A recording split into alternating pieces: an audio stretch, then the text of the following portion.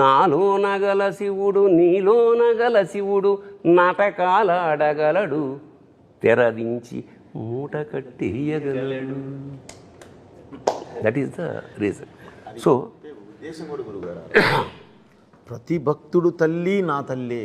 ప్రతి భక్తుడు ధర్మాన్ని కాపాడడానికి నిలబడి ప్రాణం కూడా పణంగా పెట్టి అవసరమైతే ధర్మం కోసం ఏదైనా చేసే ప్రతి భక్తుడు తల్లి నా తల్లే అని చెప్పేదే ఆ రోజు అక్కడ ఉన్న సదుద్దేశం గురుగారు. వండర్ఫుల్. ఎందుకంటే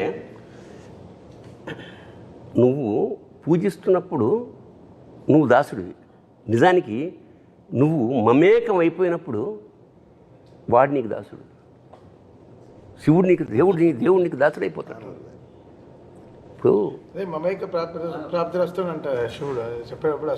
మనకి పూజా విధానం అంటే ఏమిటంటే ఎలిమెంటరీ స్కూల్, కొబ్బరికాయలు కొట్టామా, దండలు వేసామా, కిరీటాలు చేయించి ఎలిమెంటరీ స్కూల్. నెక్స్ట్ స్టేజ్ అక్కడ ఏమంటాడు, దేవుడు అనేవాడు నేను వేరు అని. Meditation next step. అక్కడ ఏముంటాడు, దేవుడు నీలో ఉంటాడు, బయట ఎక్కడ ఉంటాడు. కొబ్బరికాయలు కొట్టక ఏమి అగరత్తులు అక్కర్లా.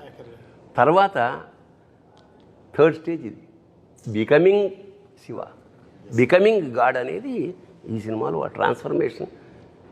అతను నేను శివుడు వేరు అనుకోడు. అందుకే శివుడు సాక్షాత్ శివుడిని కొరిబడ్డాన్ని తీసుకురావడం అనేది ఒక విధంగా చాలా ధైర్యం. అది నేనే షాక్ సార్. ఎట్లా ఒప్పుకుంటారు? ఆ రీల్ మాత్రం పంపించలేదు నాకు లాస్ట్ మినిట్ వరకు. ఎట్లా ఒప్పుకుంటాడు? దేవుడు వచ్చి పెడతాడా అంటే, ఒరే పిచ్చివాడా పెడతాడు. ఆ స్థాయిలో కనుక నువ్వు దేవుడిని నమ్మితే.